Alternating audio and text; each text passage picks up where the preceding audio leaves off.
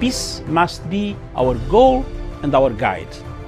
And all that we strive for as a human family, dignity and hope, progress and prosperity, depends on peace. But peace depends on us.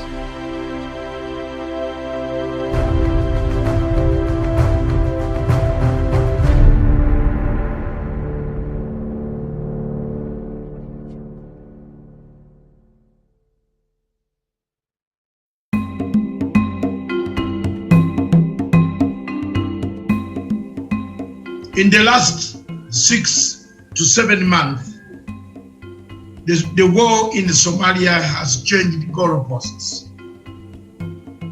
The government of Somalia seems to have changed its modus operandi.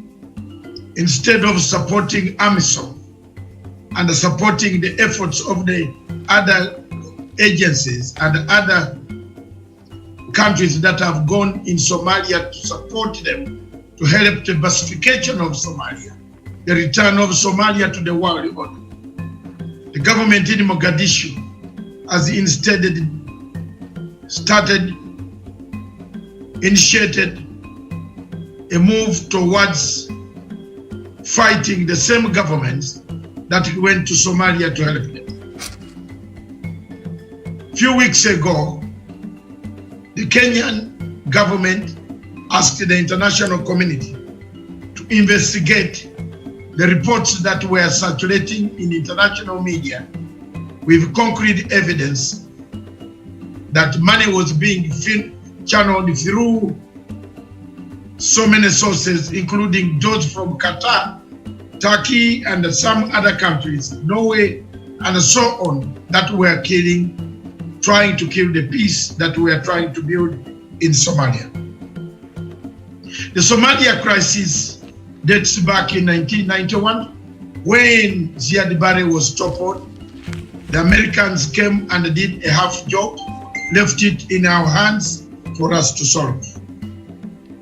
We have tried our level best. The nationals of Uganda, Burundi, Kenya, Djibouti, Ethiopia have all perished in Somalia. They have perished in the sense to bring up a better Somalia for the people of Somalia, the best generation that will come. But these efforts are being hampered by President Mohamed Farmajo, who himself has turned on AMISOM and turned on Kenyan troops and made them enemies.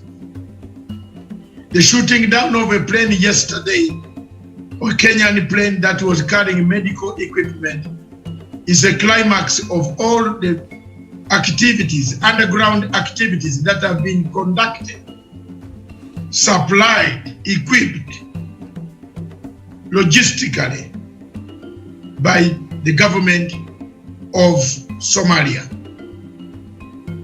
It is sad, therefore, for a government that we went to help, where we have lost human resources, material resources, we have lost very many people in our places, injured, killed because of the fight in Somalia. Ugandans and the Kenyans have paid a very high price for this type of liberation, to liberate Somalia from the hands of the terrorist organizations that are still in that country. It is surprising, therefore, to hear that the same government that we are helping has become a puppet government supplied by Qatar and Turkey, importing the Middle East type of operations into the region. This region goes on, and it is bringing quite a lot of difficulties for the people of the region. As I said, the shooting down of the plane that was carrying medical equipment to help the people of Somalia who are dying at huge numbers and are reported very badly by the government in Mogadishu. is a sign that there is some conspiracy between the militants who are government sponsored with those who are guarding in Baridera. The situation remains tense. We therefore leave it to the international community, to the African Union, to peace well-wishers, to find out the link and the thread, the Qataris, the Turkish, the United Arab Emirates, the Norwegians, what role are they playing in destabilizing Somalia? We thank the troops on the ground, the Uganda People's Defense Forces, the Kenya Defense Forces in Kismayo, who have kept peace despite the provocations of the government in Mogadishu. We like to take this opportunity as a Pan-African organization and organizations in Africa to call upon President Faramijo to stop these war-like activities against the same people, allies who came to liberate Somalia from the hands of terrorist groups that keep on coming and multiplying in Somalia. This is the double-edged sword of the Somali government. They work both sides, they cut both sides. If we are wrong, the world will see. Thank you.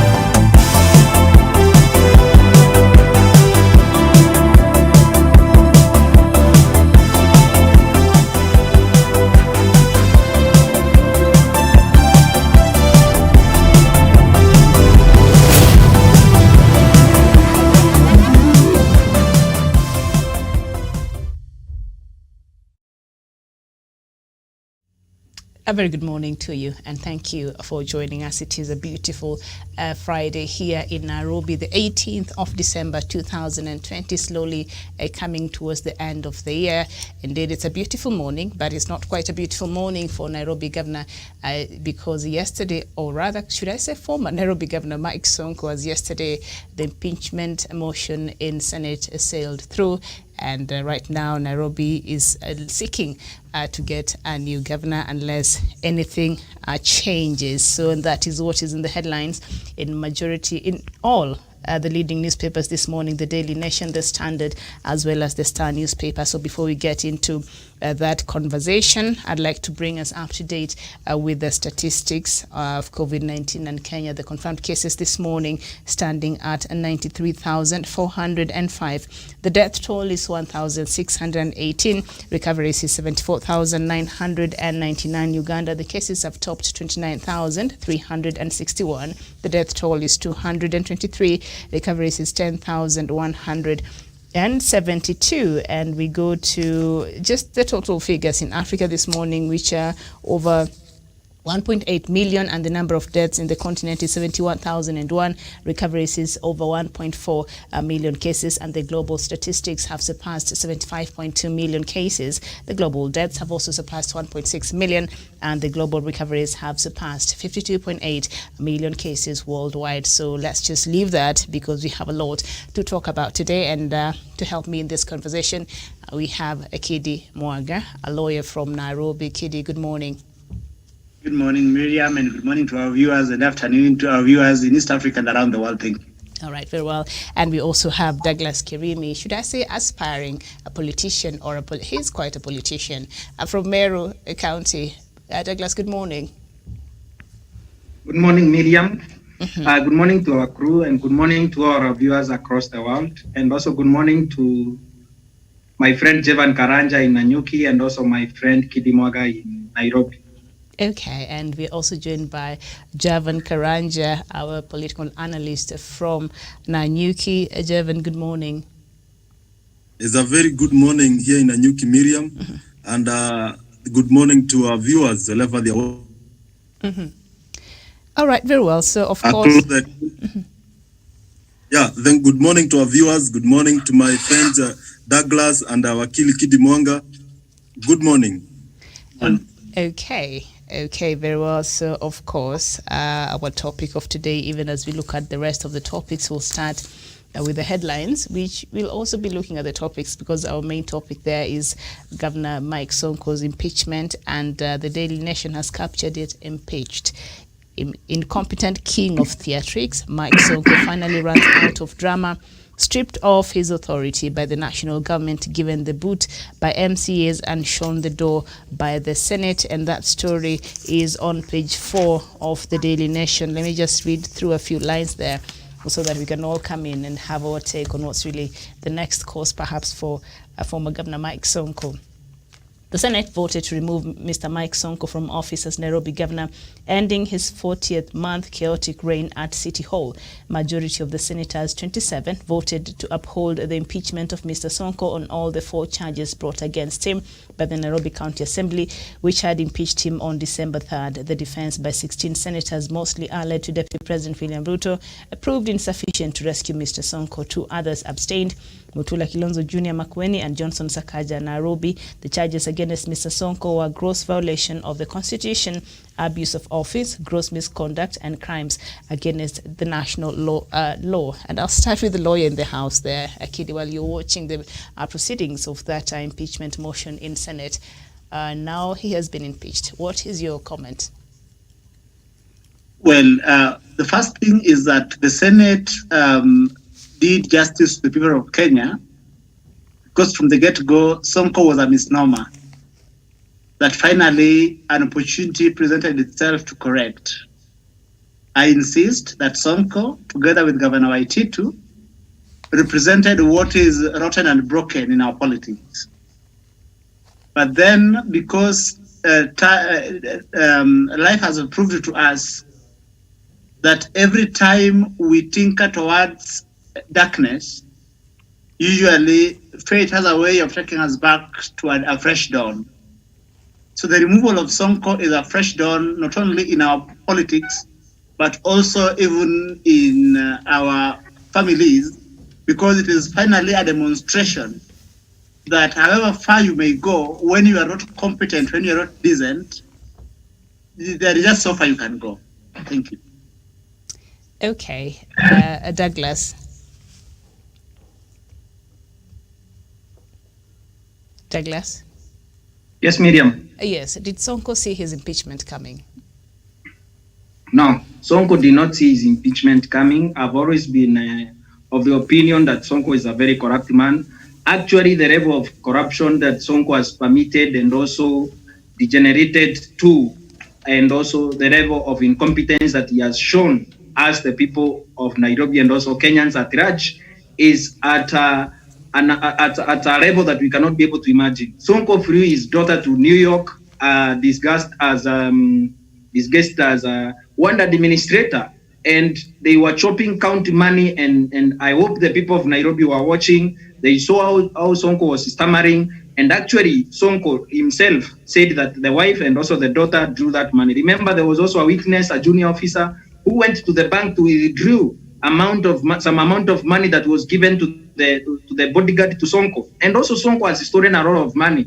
Remember, I've always said in public domain, it is 357 million, but the amount that was taken, the evidence that was taken to Senate cannot be able to exonerate Sonko.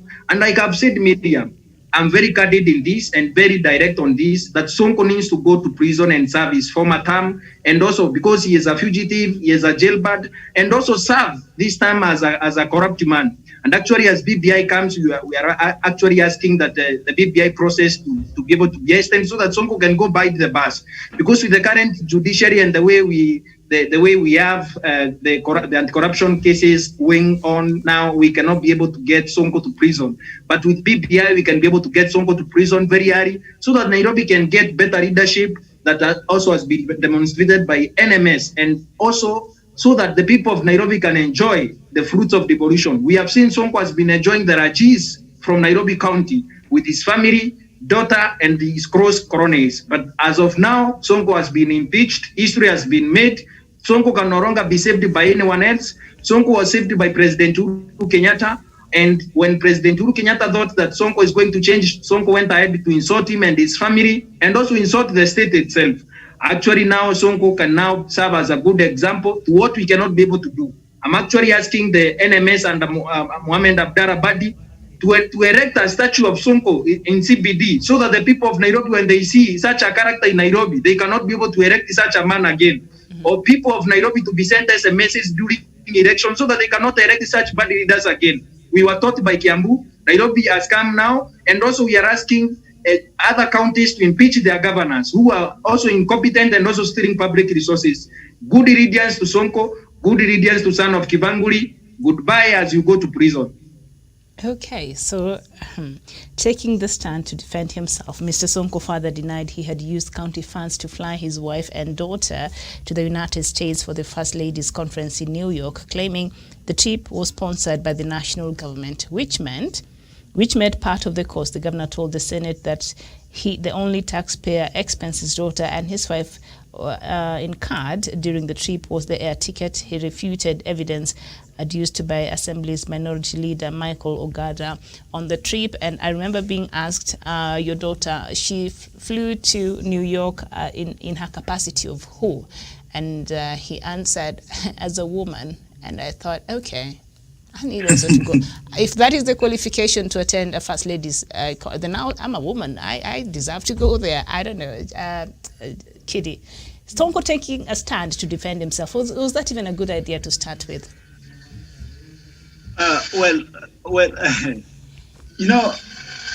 Sonko demonstrated that he has, as he has always done, he has never taken time to internalize a number of decisions he has made, so that his decisions are made at the spur of the moment without taking time to internalize their implications, not only on himself, but also on the people. So part of why I am glad that Sonko has gone is that for someone who has been placed in the elevated position like that of a governor, whose every action affects the lives of ordinary people, you realize that even while he's going to, people are there is that trip to London to abroad overseas, Sonko does not even think through that what are the implications of having members of his family in the entourage at the government's expense. There was the excuse that has been the norm. This is someone who is so indecent that when he finds an indecency being perpetuated in a place, then he joins in, forgetting that people we have elected to offices should always be as clean as Caesar's wife. So the fact that he was unable to imagine the consequences of dragging his family into his functions as a governor.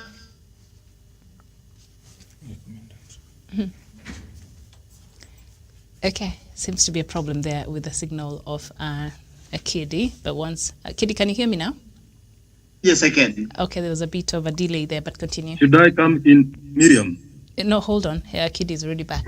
Complete your thought and then, yeah. Yes, I am saying that Sonko and the people who occupy our elected offices must always know that we place premiums on honesty, and elected leaders should be as clean as the Caesar's wife. Mm-hmm. Okay, and we're also joined in the conversation by Professor Jared Onyari. Professor, very good morning to you. Good morning, Miriam, Javan, Douglas, okay, and our viewers. Karibu sana. So we were just looking at our first story of the day, and that is Governor Mike Sonko's, I almost called him a professor. Oh no. Governor Mike Sonko's impeachment yesterday. And of course, one of the charges there was abuse of office. In his evidence on Wednesday, Mr. Ogada, who was representing the part of the representation of Nairobi County, had claimed that Nairobi's taxpayer had paid 4 million Kenya shillings for the governor's daughter, Saumu Agnes Mbuvi, to take a trip to New York in 2018. Yesterday, Mr. Sonko denied he had used county funds to fly his wife and daughter to the First Ladies Conference in New York, claiming the trip was sponsored by the national government. But still, and Professor, being asked that you should adjust your headroom there. Still, when I mentioned here earlier that when he was asked why the daughter was part of that entourage and why she was in New York, he said, because she's a woman. I said, okay. Yeah. Mm-hmm. Professor. Yeah, Miriam, I saw this one's happening, and I want to thank those who voted for the impeachment, that for having stood for devolution. Mm-hmm. I saw those ones who were voting no, saying that they stand for the devolution and against impunity. There was nothing like impunity there, Miriam. Mm-hmm. And what I want to say that, Miriam, I've recommended that we need some level of education to some of our members of parliament, to members of the county assembly. See the kind of actions they do. And the people like Kidi will just come to confuse them and take them round. So if it's not something like, I'm very, very, very, very grateful to MC Ogada, Honorable Ogada. He did a very excellent job, Miriam. Nairobi, we have been suffering. People who has never seen the class, who has never been in school properly. You insult people who have been to school. This was a great win, that you can't go and buy a certificate and you survive. And the university which gave him the degree is shameful to them. They're supposed to call their degree back because it was a disservice. But be it as it may, Miriam, we have learned some hard lessons, which we need to take us forward, Miriam. I knew the fact that, Miriam, I couldn't mind the daughter going. But just going to lie that she's a ward rep, Miriam, is totally unacceptable. Nothing could have stopped the governor from putting the daughter in the list because she's a woman. That is a good argument. But Miriam, to lie that she's a ward rep and she has never been. And I know by all standards that Sonko claims to have more money than the county of Nairobi. He said that he has that kind of money. I don't see why then you go to steal from the person whom you have more than that. So be it as it may, I'm so much proud of the Senate, mm-hmm. and I knew that they will stand to do the right thing. And for those ones who voted no, that is their democratic right, but they should be able to rise above the occasion, because what I saw, it was Kiereweke, Tanga, the handshake. That is not the way we protect devolution, Miriam. The charges which were leveled against the governor, Miriam, they were very serious, and I hope those governors who have been abusing the office, I need them to be disciplined and be sent home, so that as when we come back in 2022, Miriam, we will have people taking devolution forward. Mm-hmm. I submit. All right, very well. Jevan, you had something you wanted to add to that? Yeah, thank you, Miriam, for that opportunity. And I'm also happy, and I join Professor and Wakili and Douglas in celebrating this move, because at the end of the day, what we want is services given to the people of Nairobi. And Sonko has proven beyond any doubt that he was incompetent, and the level of evidence that was produced before the floor of the House in the Senate amounted to impeachment. And that is a very good way to go. And there's something else that a professor has said it as he was passing by his comments. And he said that it was a Kieleweke Tangatanga's derby.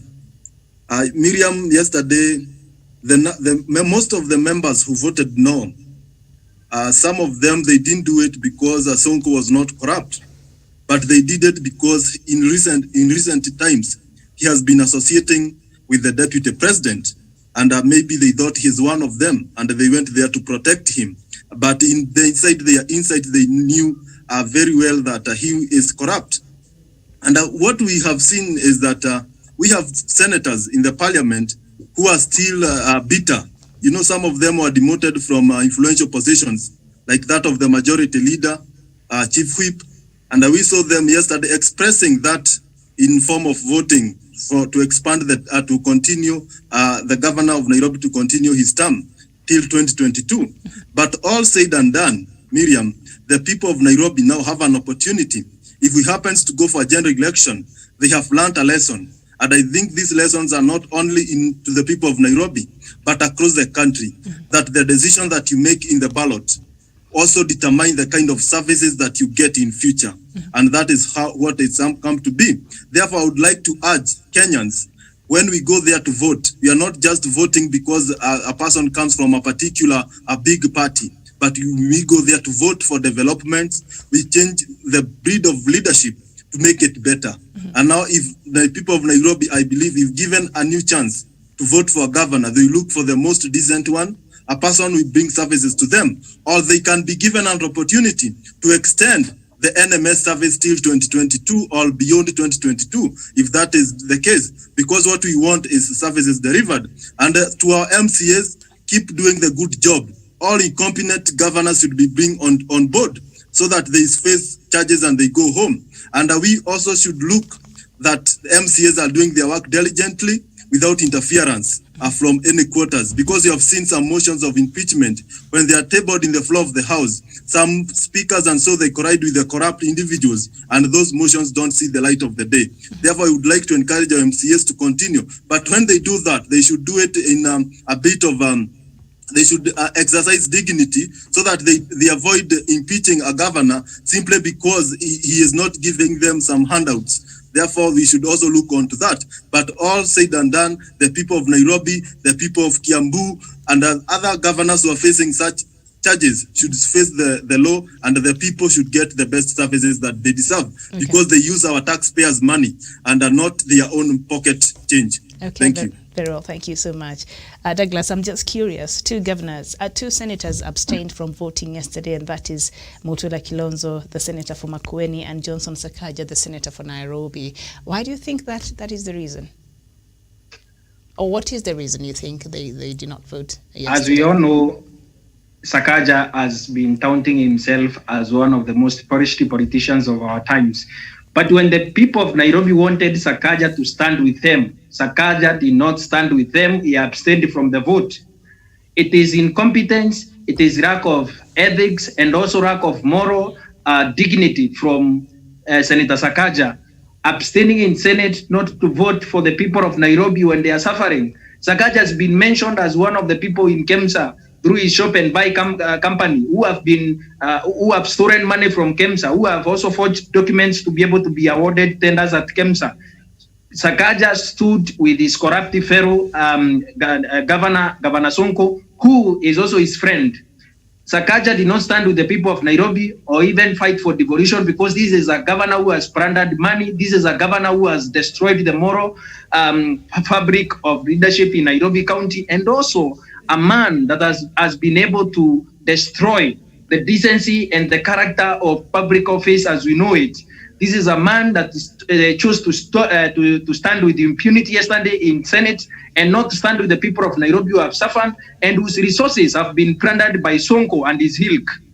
It is Sakaja who yesterday at the floor of the Senate refused to be able to stand with the people of Nairobi, the poor masses in Nairobi who elected him to represent them and also to fight for devolution. Devolution in Nairobi is under threat because Governor Sonko has been able to destroy the moral fabric and also to steal the rajis that was meant for the people of Nairobi. We have seen what NMS has been able to do in slums. The money that Sonko sent his daughter and wife to New York with could have been used like NMS is using in slums to be able to upgrade hospitals and also bring better roads and also security rights and also electricity to the poor and also water.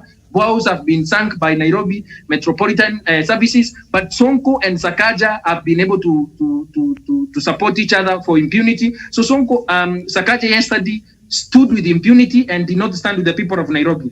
For Senator Mutura Kilonzo, chose to stand with his client because he was one of the lawyers who represented Sonko at one time in his misfortunes, legal misfortunes. Remember, he has been eating the same rajis that Sonko has been stealing from the county of Nairobi. So Senator Mutura thought that he cannot be able to eat from one side of the mouth with the other side of the mouth shouting impeach, impeach, impeach. So Senator Mutura yesterday... He did the right thing not to vote then, if that should be the case. He should be ashamed of himself. The people of Msambweni sent him to Senate to stand with the people of Kenya, and especially the people of Nairobi whose resources have been plundered. But he chose his personal gratification, where he stood with his client instead with the people of Msambweni and also people of Nairobi who sent him to the Senate to protect the devolution. So these two people, Miriam, they have morphed into two small, greedy human beings at the Senate who should be able to be expunged in the next election. Senator Mutura fueled the people of Msambweni and the people of Nairobi. Senator Sakaja stood with impunity and also another router like himself. So at this point, as I conclude this point, Miriam, they chose to stand with what is wrong in our communities and also as a nation. And at this point in time, we need to call out Senator Sakaja for who he is. He has been touting himself as a polished politician, but he is a rod of impunity and also a very corrupt leader. And for Senator Mutura, that was a small mistake. He can be able to turn back and also be able to be forgiven. But for Sakaja, we cannot forgive him. He has been supporting Sonko and he abstained from voting in Senate. Why did he voting for the millions of the people of Nairobi who are suffering? It is wrong from his side. And at this point, we know who stood with the people of Nairobi. We know who means well for Nairobi. And at this point, Senator Sakaja is out. Okay, very well. So you're saying Senator Mutula Kilonzo gets a second chance, but Senator Sakaja, being that he's the senator of Nairobi, and Nairobi was the one on the spotlight yesterday, Nairobi's governor, and he decided to abstain. Kidi, why do you think is the reason these two decided not to vote yesterday, yes or no? Let me first express my disappointment in both of them, because both of them are gentlemen I've interacted with up close. On Mutula Kilonzo, Mutula Kilonzo is a greater disappointment to me because he is a gentleman whose intellect I have immense respect for. And I don't put up photos of myself with politicians, but I put my photo with Mutula on my Facebook page in part because I respect Mutula's intellect. I see a part of me in Mutula. I expected Mutula to possess intellectual spine, to stand up for what is right and not tamper to the whims of political expediency. Mutula Kilonzo, having abstained, the reasonable man goes home thinking that he was playing the usual Kamba politics. And that is why I am disappointed in Mutula Kilonzo. I know fellow lawyers have told me that Kilonzo acted for Sonko.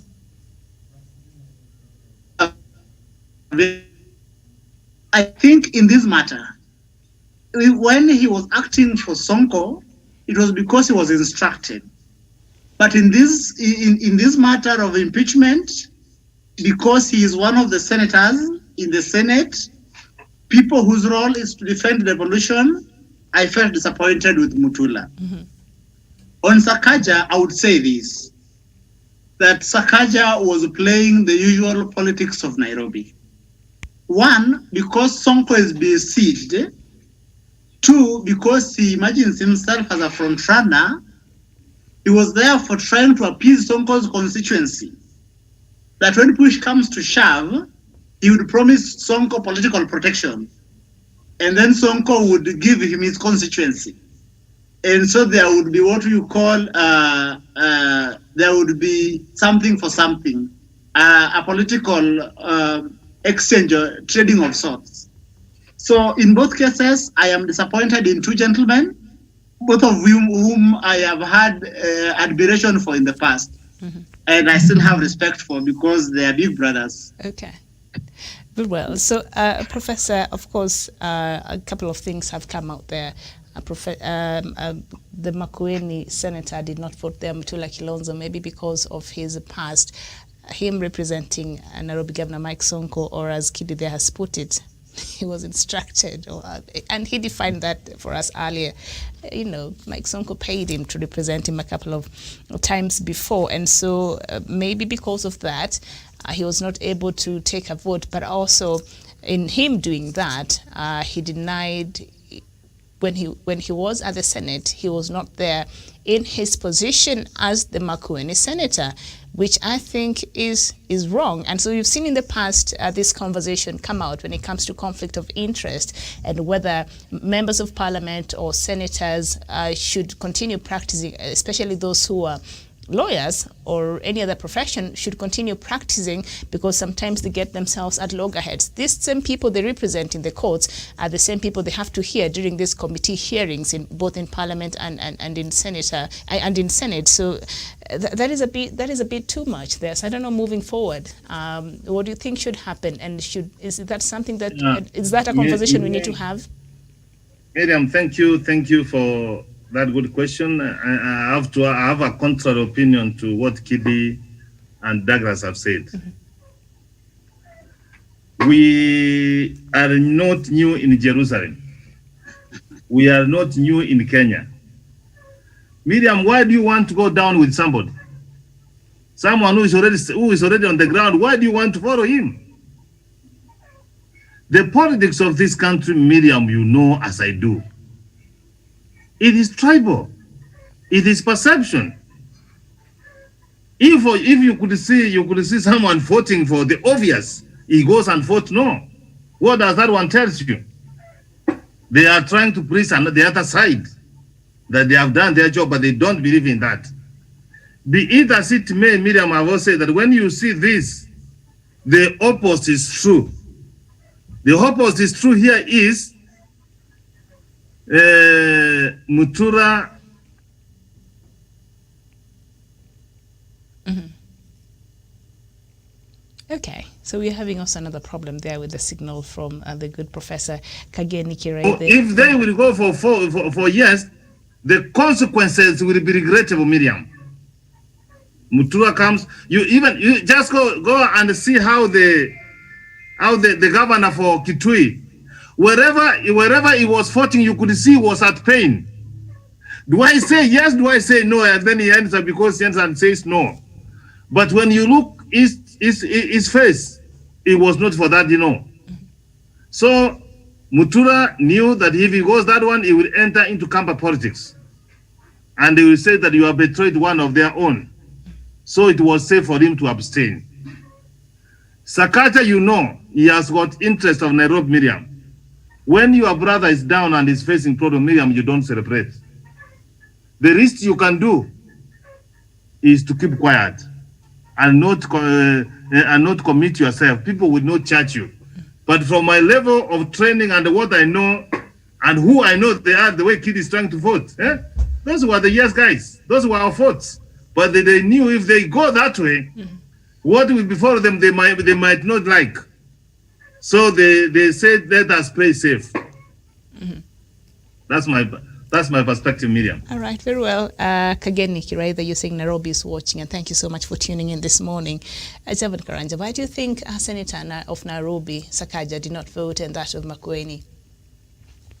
Yeah, Miriam, we have seen the senator of Nairobi, Johnson Sakaja, and his counterpart from Makueni, Mutula Kilonzo Jr.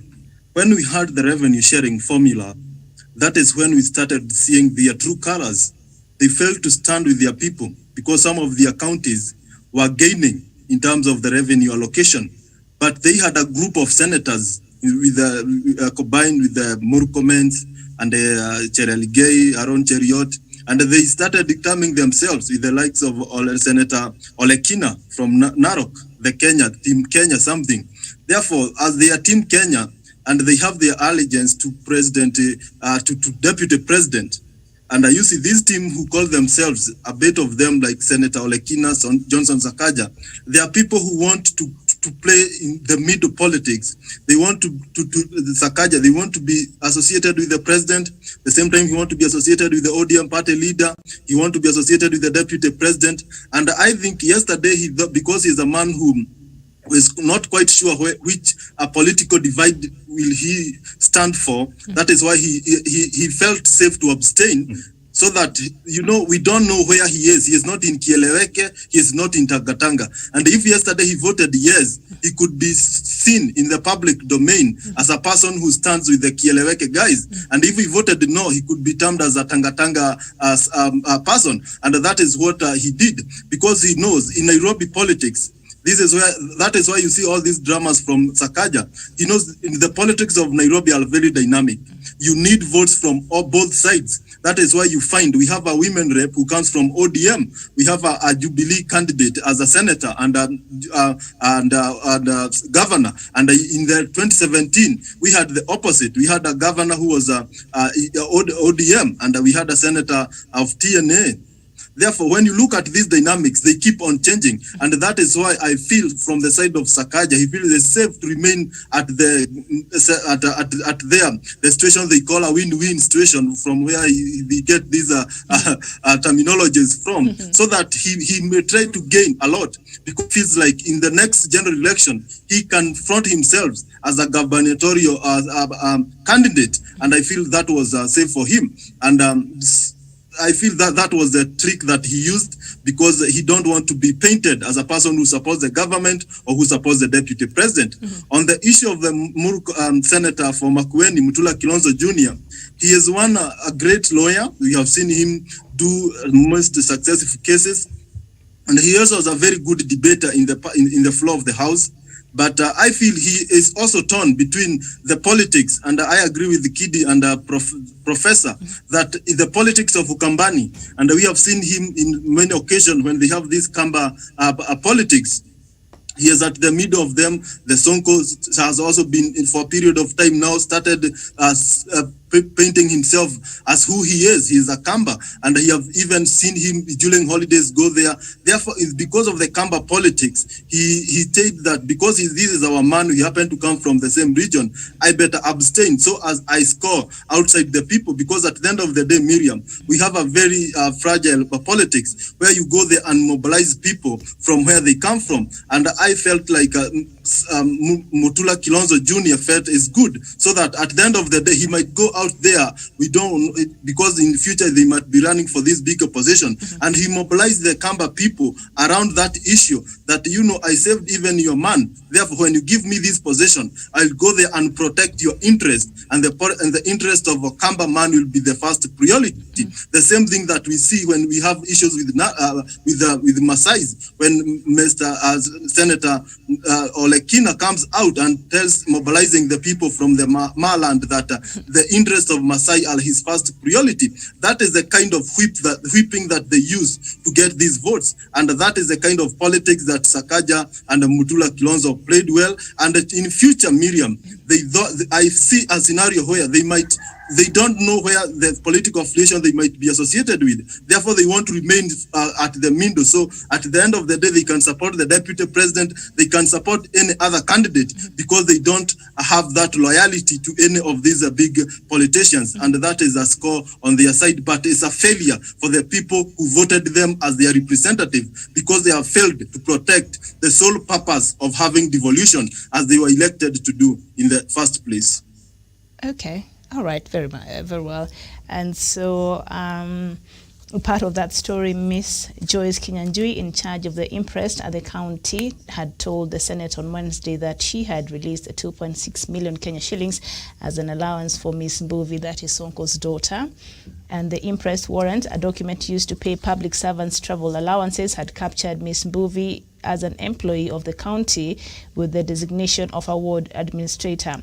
Ms. Kinyanjui told the House that she had withdrawn the money from this Cooperative Bank City Hall branch and handed it over to one of the governor's security personnel, identified as Mr. Christopher Mbwaga Onguso, who picked the money on behalf of Ms. Mbuvi. She, however, pointed out that the governor's daughter has never been an employee of county and rejected claims she had received 2.6 million in allowances for the trip. And she came prepared with the receipts there, Douglas. Miriam, at this point in time, we need to also appreciate that Nairobi still has people of integrity. Nairobi still has people that can stand for the people of Nairobi.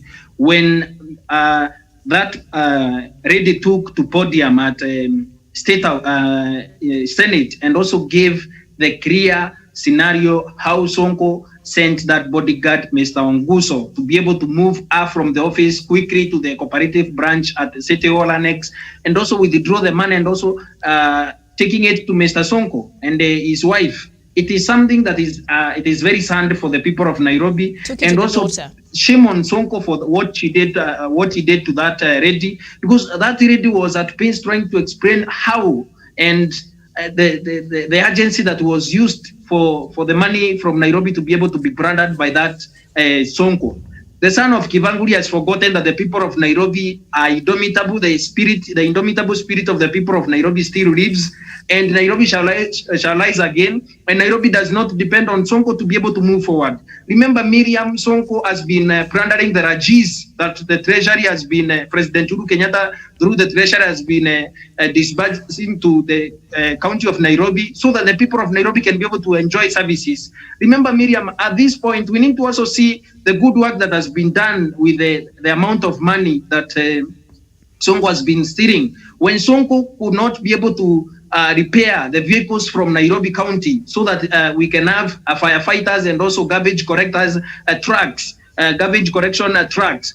We have seen Sonko taking his daughter to New York, also hiring choppers for the daughter and also having a media team. Instead of using that money in repairing the trucks in Nairobi City County and also making sure that Nairobi is up and running, Sonko has been able to run down this county so that they can be able to plunder the Rajis of the people of Nairobi, so that they can be able to plunder the services, the taxis that are supposed to render services to the people of Nairobi.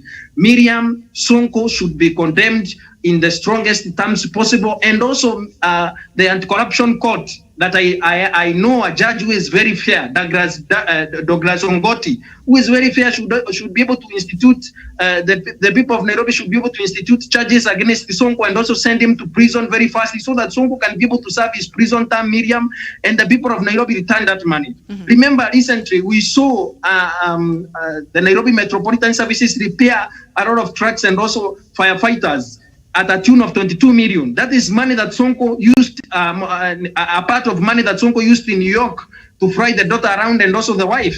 That is the money that would have put Nairobi on track and also made sure that the people of Nairobi enjoy services. Miriam, we have seen what Nairobi Metropolitan has done with little resources. We have seen what Sonko has done with a lot of resources. He has plundered Nairobi. He has left nothing in county coffers. He has been stealing a lot of money from Nairobi City County. And at this point, Miriam, what we need to do as a people, we need to have a moment of retrospect. We need to be able to have a time of reflection on how we vote for our leaders. We should not vote for the leader who gives us more handouts, who gives us more services in terms of the rights of Sonko rescue team when he lied to the people of Nairobi. He is offering services to counter Kidero's incompetence and all that. We should be able to counter this with intellectualism and also people with a plan for the city and also other counties. Remember, Miriam, the people that receive handouts are the voters, and the voters who make mistake, especially in Nairobi. They voted for Kidero in 2013, thinking he is the medicine that is going to come to rescue the people of Nairobi. Voted Sonko 2017, thinking that Sonko is coming to rescue Nairobi from Kidero. But we had to take the county assembly of Nairobi to rescue Nairobians from the incompetence and corrupt leadership of Governor Sonko. Remember this point, Miriam, we have seen how Sonko has been able to plunder Nairobi with his family. These are monies in public domain, Miriam. 297 million in public domain. 357 million in public domain, Miriam. There's a lot of monies that Sonko has been able to steal from Nairobians, and even those people who would have wanted favors from him that is not in public domain, that we shall know in future. But at this point, Miriam, how can we ask ourselves as a people in Nairobi, how are we progressing? We have seen what NMS has been able to do. As a people, we need to do a public participation and do a vote on NMS, because NMS has been able to do with little resources. Sonko, the more he gets, the more he plunders with his family. The daughter was flying in New York. The wife was in New York, disguising as county government employees.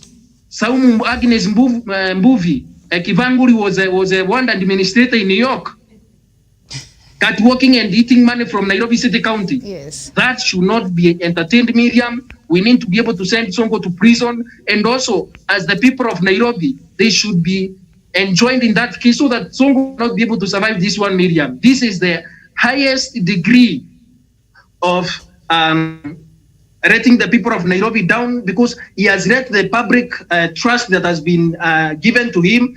He has been able to taint the mandate that the people of Nairobi gave him. And the only way that we can be able to get rid of Sonko and also teach other governors a lesson is to send Sonko to prison. Okay. And as we deal with Sonko, really we can be able to deal with other governors who have been stealing from the people of Kenya across the 47 counties, and those with corruption cases now to be impeached again. Those corruption cases that they have in court, they should be able to be impeached, Miriam, so that the people of Kenya can get justice and also utilize their resources better. Thank you. I submit. Douglas, you keep saying Sonko should go back to jail. You know, somebody might hear you actually and take action. So maybe you need to slow down on that. Jail, Miriam, there is no problem with that. But speaking of which, the story on page 5 of the Daily Nation, Mr. Sonko's life is the stuff for a Hollywood thriller, from reportedly making 5 million Kenya shillings in Form 4 in 1994, having brushes with the law in 1995, and to escaping from prison to attend his mother's burial in 1998. Before being rearrested. After being pardoned by the court, Mr. Sonko would expand his matatu business. So apparently he has been pardoned. He was pardoned by the court after escaping the prisons there in 1998 to attend his mother's burial. And something quite interesting there. After being pardoned by the court, Mr. Sonko would expand his matatu business, which he had begun after forfeiting college education and moving to Nairobi from Mombasa. So he did not even complete, college education. How is he the governor of this city? Because that is one of the requirements, Professor. Miriam, the fact, let me tell you, even if you are not present intellectually to be intelligent, Miriam, if you consistently attend classes with your colleagues and be in the class and see what happens, even if you don't do exam, Miriam, it makes a difference. Miriam, Governor Sonko, it becomes so difficult even for him to read a speech. So difficult to read a speech. It becomes so difficult for him, Miriam, to consistently speak a sentence and complete it in English.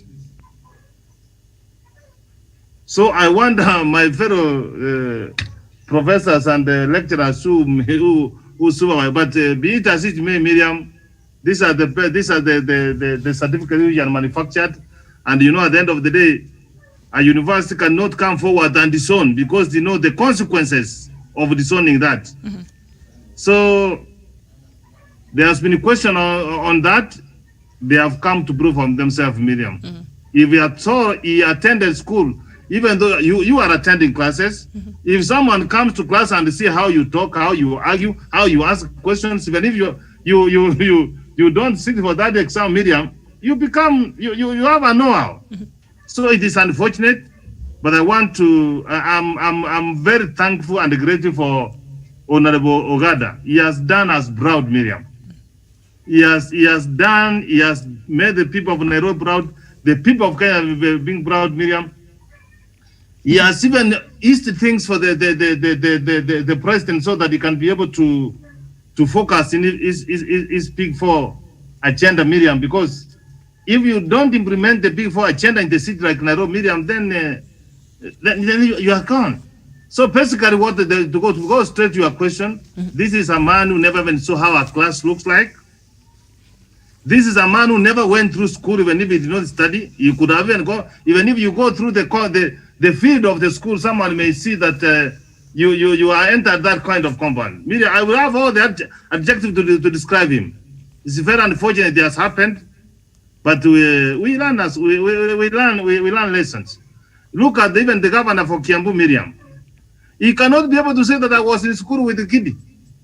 You can't even give us one one of your classmates, and digital or virtual by then online education could have had not come, Miriam. Mm-hmm. And even if you went through online, Miriam, you can be able to print some of the assignments you did and handed over. So you can see what has happened. There are there are quite a number of the people who have bought certificate the rights of Sudi. Yeah, and you can see education, Miriam, opens your mind, and then you think things in a different perspective. He never went to somebody's university. He doesn't know how university looks like. All right, very well. Thank you, Professor Jared Dunyari, the teacher himself there. Well, Simon, then you're asking, did the governor succeed in his impeachment? You mean, did the people of Nairobi succeed to impeach the governor? Yes, he was impeached yesterday, and the Senate concluded its hearing yesterday and voting. And so Nairobi right now, we don't have a governor, we don't have a deputy governor. And so now let's talk about succession. And Kidi, from where you sit and everybody else and the players we have right now, who is likely to succeed Sonko? And do you have a name in mind you would like to perhaps, float?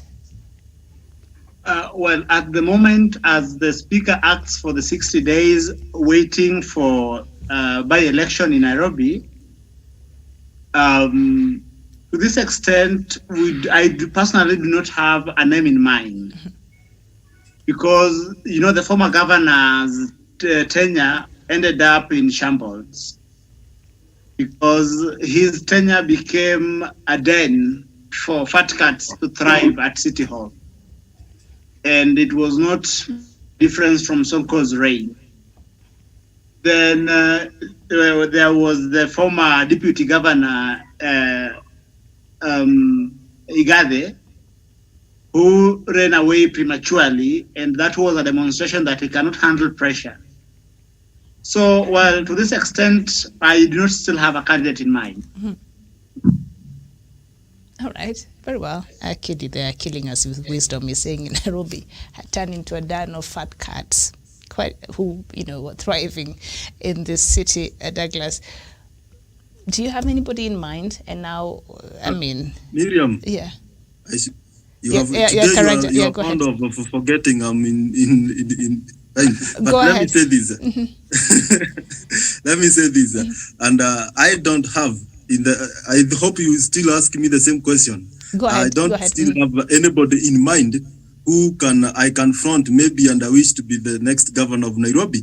But Miriam, what I know, if we go for that election, we'll have a man of integrity on the ballot. It is up to the people of Nairobi to decide where they will vote and who they need to continue the good works or the bad works that have been going on in the city of Nairobi. And that is up to them, because those who vote in Nairobi, they are in a better position on making that determination. And Miriam, we have a problem, because if we had a deputy governor, he could have assumed the office directly as a governor. But because of the misfortunes that Sonko himself created, and he thought Nairobi was his own private entity, that is why he was running it individually. And he was also sabotaging even the speaker, who was the former speaker, Beatrice Zerachi, and all those kind of things. And Miriam, before I conclude, and you see, we have a problem in this nation. And I have seen a tweet and a Facebook comment from Oscar Sudi. And Oscar Sudi is encouraging Kenyans and is telling Kenyans, giving us inspiration, not those who support them, that we have more Sonkos, we have more Waititos in the streets. Therefore, by the virtue of impeaching Governor Waititu and Governor Sonko at the Republic of Kenya, according to Oscar Sudi, should know that we have more Sonkos, we have more corrupt individuals in the streets, we have more Waititus in the streets. And I want to urge Kenyans, let's avoid these Waititus that Oscar Sudi is telling us are in the streets. Let's avoid the likes of Sonkos, the corrupt, because when you will talk of Sonko and Waititu, the common denominator is corruption, is impunity. Therefore, let's avoid these people. They are there in the streets, but let's avoid them in the public office. That is where Oscar Sudi didn't tell us. We have them, let them remain in the streets, but they should not come near any public office. As Kenyans, we should devote ourselves and make sure that we vote men and women of integrities, and we avoid these people who are corrupt. Even at ward level, let's go for the people who will bring services to us, and let's avoid these people who Oscar Sudi is telling us they are in the streets. Let them remain in the streets. Thank you. All right, very well, Douglas, because now we must have an election here in Nairobi to get us a new governor. I don't know how you see this playing out. Are we likely to see the handshake come into play, like we've seen in the recent past, where the handshake partners, that when they perceive this is a Jubilee stronghold, or this is an NASA stronghold, then they try to keep off and just let the other person go ahead? Is that what is likely to happen here in the city? Because we know Nairobi is quite cosmopolitan, and both parties share sort of equal strength here in Nairobi if they battle it out. So what is likely to happen, and who is likely to succeed Sonko? And do you have anybody in mind? And if not, what should you look for when we are electing our next governor for the city especially? The capital city. Thank you for that very good question, Miriam. There is one thing I need you to know. Before I continue, let me tell you a short story. There was a cock that used to crow every morning, and the sun would rise. Every morning, crow and the sun would rise. So one day, the cock got very sick. When the cock got very sick, he told people, when I don't crow, there will be no morning. So the first morning, he said on his deathbed, he crowed. Then the morning came. He said, guys, you need to pray for me. If I die, there will be nothing. There will be a lot of darkness. The sun cannot be able to rise because I will not have crowed. So it went on for about a week. Then the cock will not be able to crow. Then from one village, the people had a cock crow from the other side. Then it had to, the sun had to rise. Within the second week, as the cock was dying, now everyone was hearing different cocks from different parts of the villages crowing, and then the morning would come. Then the older cock died.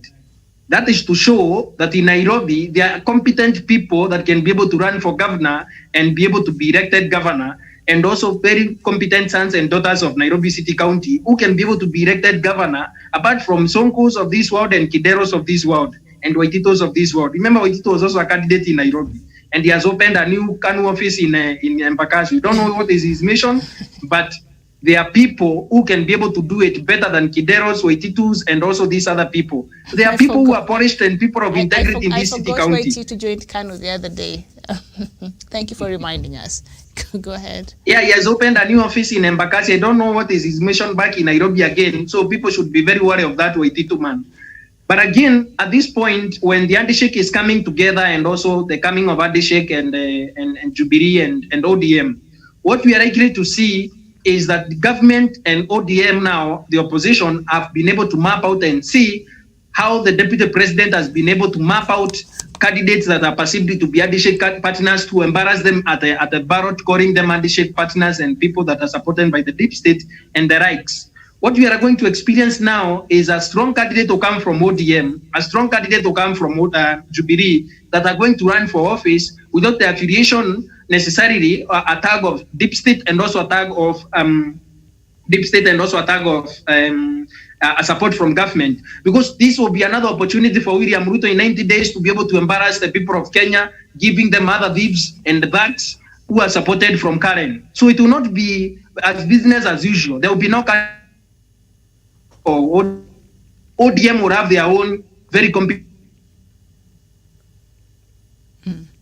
And this is what I emphasize, because whoever will be elected, whether he is a strong Jubilee member or a strong ODM member, that candidate will come together and work with the people of Nairobi and also with the President Uhuru Kenyatta to be able to draw a clear roadmap and also implement development in the city of Nairobi. But if it will be a candidate of handshake versus Asuras and all that, that is going to draw a very bad picture for the candidates that will be get support from President Uhuru Kenyatta and the Right Honorable Raila Odinga, because enemies of progress in Nairobi County, especially Governor Sonko and Waititos of this world and also William Rutos of this world, will gang up together to be able to embarrass us at the ballot. Okay. So what I am emphasizing, and also I'm asking the opposition and also government, whoever will run from the government side, let them run as a strong candidate that has the support of the Jubilee Party, apart from being branded an handshake candidate. Okay. And on the other hand, if you're coming from ODM, come as strong as you are with your ODM. Don't talk about handshake in Nairobi this time.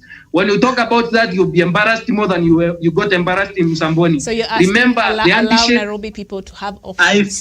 I feel duty bound to weigh in. All right, and also Karanja raised his hand, so I don't know who should come first. I Douglas, think I should come first because Kano has been mentioned. Okay. All right, go ahead, Well, and then Karanja will I respond. must say that I am a proud member of Kenya African National Union. I must hasten to add that I have had the privilege of serving When as you have a new member now in the name of former Governor Waititu, how do you like that? Sorry? You have a new member I in want to Kano respond to Watitu's presence in the party. now. Okay. So I was just mentioning that from the outset that I have had the privilege of serving as secretary to the ad hoc committee on policy and legal affairs. Mm-hmm. And I must say that KANU, as it is today, KANU Fresh, as we call it, is a mass movement that has brought together young people of this country from all the four corners of this republic. KANU Fresh is one of the biggest political movement that is going to be witnessed in the political history of this country. As a movement, we carry a lot of people in our rank and file. And you realize that as a movement, you do not have the time to tell people that go out of this association. Just the same way NAC was a movement, and people whom you thought were anti-progress were part of NAC. So a lot of people are going to join KANU, but that should not be used against the party. But away from that, my brother has mentioned something about Msambweni and by-elections and handshake. Msambweni was a unique elections, and the dominant party there, ODM, made its fair share of mistakes. If you talk to people at Orange House, they are admitting that certain things need to go right. One of them is that Bader Faisal worked with the immediate former MP Bonadori. Two, it is instructive to note that there has been a trend in our by-elections, especially where incumbent dies in office, that they're usually succeeded by a family member. We saw it in Met Laboso Senior. We saw it in when Kipkalia Kones died. We saw it in Bondo when Jaramogi died. And it has been the trend. One, because there is what we call the sympathy vote. It is said that Bader Faisal was, related to Dori. And therefore there was a sympathy element. But then therefore, because of the push and shove within the Orange Party, people at the coast wanted someone they could manipulate and control. And therefore that is the person they gave the ticket. As a result, there was what we call a blowback. Because you realize that even the turnout was so small, there were a number of people who, out of frustration, decided to stay away from voting. So that was a different ballgame from Nairobi. All right, very well. And we'll talk about Msambweni. Yes. Thank you, Miriam. And I have listened to... Hold on, let Kidi finish his Hold the thought. Yes. Okay. There is something I want to demystify, that a handshake candidate would lose. So Bogi, the ODM candidate in Msambweni, did not lose because he was a handshake candidate. But he lost because of the small mistakes that happened within ODM party. Okay. So that had the ODM picked the right candidate, he would have won. When we come to Nairobi, I don't think that we would let ourselves be tagged by the deputy president. If anything, tagging in politics is normal. And it is in tagging where we get propaganda, where we get deception, where we get to learn political subterfuge. For about 3 years now, William Ruto came up with the tag of Hustler versus Dynasties, in part as a broader strategy to give the BBI process a bad name. because Sonko was his choice, and this must go in record that Sonko was William Ruto's choice, and Sonko has messed the people of Nairobi this much.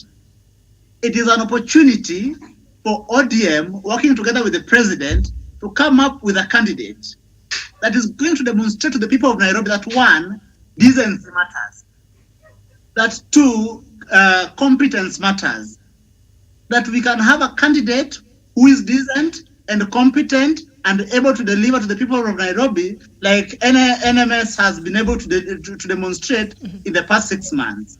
So I think even if we have a candidate who is going to run on the handshake platform, I think that candidate will still win. If anything, and we have two slots. The handshake battalion have the numbers. And Kitty, we have two slots. That is the governor and the deputy. So you think ODM and Jubilee, or rather NASA and Jubilee, would perhaps vie, maybe since Sonko's Jubilee candidate, maybe the governor will be from Jubilee and the deputy will be from ODM. Is that what you're proposing? Perhaps a working relation like that? Yes, now that would go back to political horse trading, because now ODM and Jubilee would be agreeing on that who takes what, which is one of those elements that is very alive in politics. But whichever way they choose to do it, even if they choose to say that ODM mikiti ilikuwa yenu under Kidero, and because of our political machinations as Jubilee, I don't see that happening. I don't know. Maybe it's we true. took it away from you, and now it's a turn again.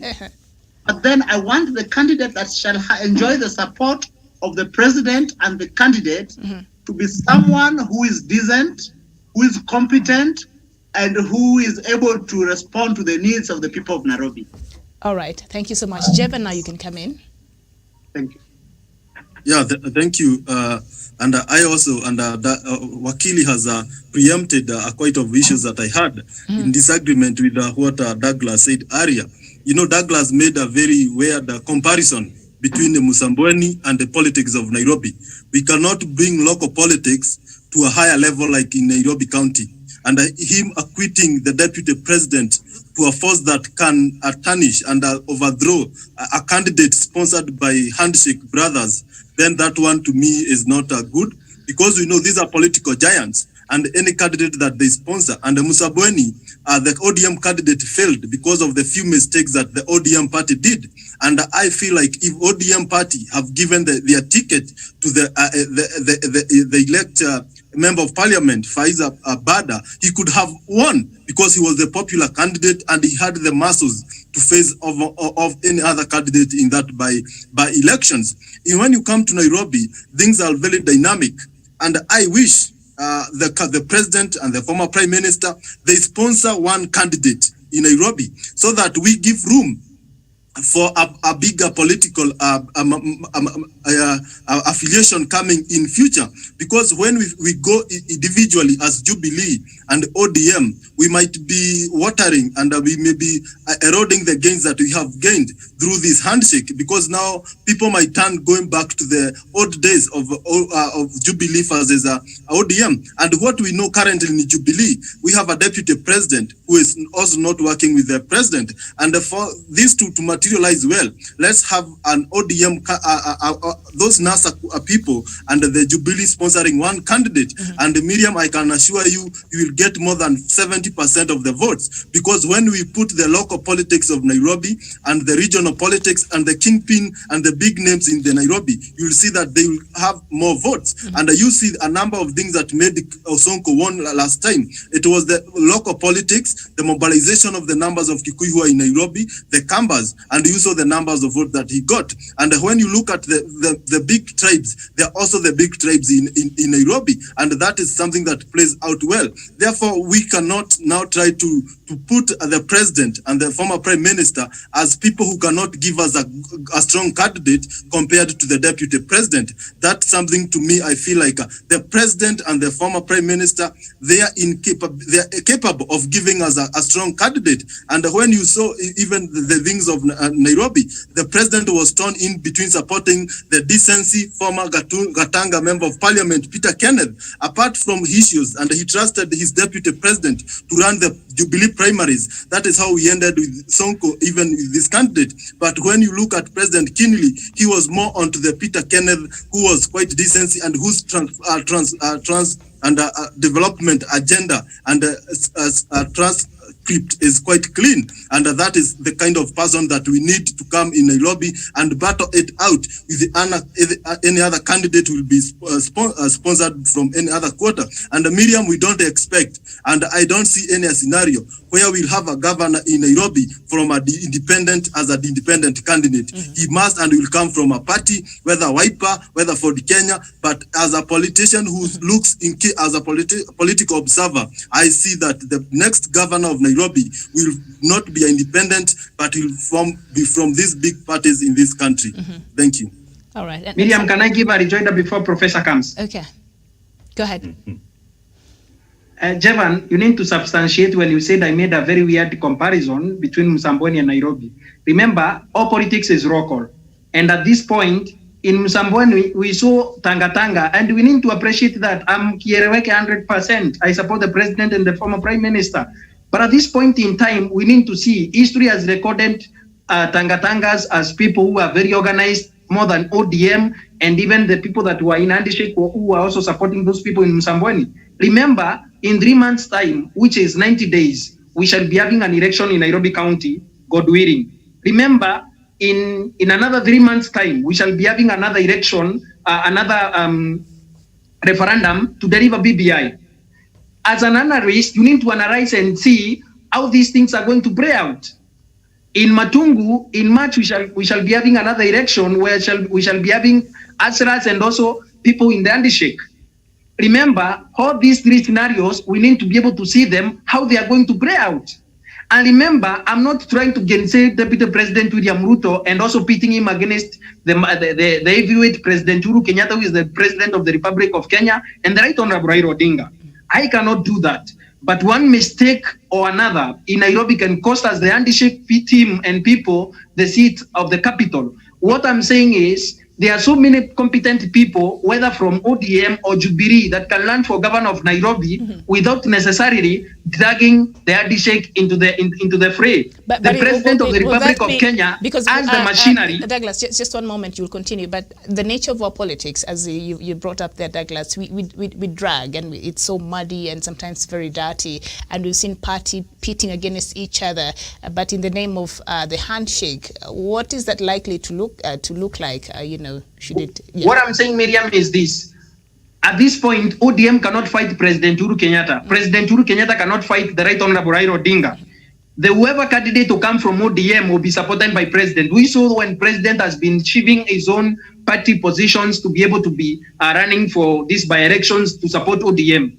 At this point, I think it also the high time ODM also shifts their own position in Jubilee in Nairobi to give the president an upper hand to be able to run in Nairobi. Again, we cannot have a situation where we are having small contest between the president of the Republic of Kenya and small people in Tangatangas. And remember, these people are going to cause havoc in these three things I've said. I've said there is a Matungu, there is a BBI that we really want to deliver in June 2021 and June 21st, and also the Nairobi City County seat. This is a very hot contested thing. Nairobi is very cosmopolitan. Nairobi cannot be mopped into handshake or Tangatangas and all that. But at the end of the day, when the push comes to the shove, we shall have two sides that will be gunning for the gubernatorial seat in Nairobi. The sign that is led by Deputy President William Ruto and President Uhuru Kenyatta and the handshake brother, the Right Honorable Raila Odinga. And at this point, Miriam, this is where I was trying to make my point. And what if the Deputy President decides to show cause and actually support any candidate that his boss will endorse? Is that likely to happen?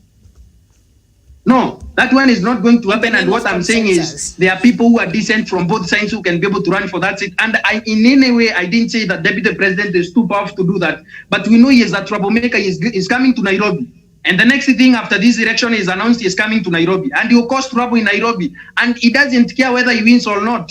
So, Miriam, at this point, we need to critically look at this Nairobi thing and also dissect it the way we need to be able to. Remember, Sonko was a Ruto's candidate, and when he went there, he went in the name of President Uhuru Kenyatta, and he has messed him up. So, at this point in time, I wish Nairobians all the best as they vote. I vote in Meru. Thank you for your best wishes. We shall remember them when we go to vote for our next governor. Professor, me and Professor, we shall remember because we shall be voting here. Professor, a lot of things will come into play, but most importantly, we know that Nairobi is quite, being the capital city of the country, that is something very important to the national government, and it will be on President Uhuru Kenyatta's best interest to have somebody here, perhaps from his party, to be the governor of Nairobi. And this is not to say there's any mistrust between the partnership he's been having with the opposition leadership there. We look at his pet project, the NMS, and we've seen how President Uhuru Kenyatta has put his soul into this, and he really wants to transform this city. And one of the hindrances that curtailed the development agenda by NMS was Governor Mike Sonko not signing the money that was supposed to be given to NMS. He forgot. He signed off some responsibilities, but he forgot that comes also with the money. So that has been a tussle, and a lot of people are saying that could be the reason why President Uhuru Kenyatta might have said, okay, enough is enough, along with other things that, of course, Sonko yesterday was being charged with, and that, informed his impeachment there at the Senate yesterday. So how do you see this playing out moving forward? And do you have any candidate in mind that you think will be the best successor of, former governor now? I did not think on Monday, sitting on Friday, I'll be calling Governor Sonko the former governor. Go ahead. Miriam, as a fulfillment of time, the people of Nairobi will decide who will be their governor. But there are so many dynamics. And so long as we have brothers like a kid here, do you know, Miriam, that we have two issues which need to be dispensed? You may like Governor Sonko or not Governor Sonko. He appointed Anna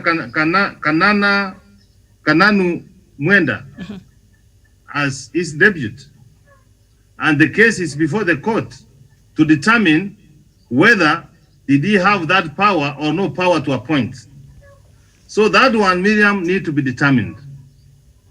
And when the Speaker of Nairobi City County, then Eraji, he wrote to the Electoral Commission, Miriam, IBC, asking them the position of the deputy governor. IBC confirmed, Miriam, they are unaware of the resignation of Paul Kabwigate. And they even gave, it is in writing, Miriam, they said as it is now, it is as if Governor Sonko want to have two deputies. Miriam, I saw, in politics is a game of the possibility. There is nothing impossible in politics, Miriam. We can see we cannot see eye to eye, but tomorrow again we'll be together having as if nothing has happened. In politics, Miriam, there is no conscience at all. Why am I making this one, Miriam? Did we see the vice chairman for Jubilee? He resigned. He stayed out for some time. Is he not the vice chairman for Jubilee today? Murate? If IBC has pronounced itself that they are unaware of the resignation of Paul Kabwigate, don't think a crazy Kenyan will just pick a kid here and go to court for the court to interpret? And as I'm thinking, Miriam, like that, people are thinking on toward that line, Miriam. But be that may, you have asked my candidate, Miriam, I supported Peter Kennedy. I believed in him. I was a while ago, I've called him. I wanted to find out what is the position. If we will go for the elections, Miriam, and if he has not been made by the people of the mountain to think that he can inherit the president, is a man I will go for.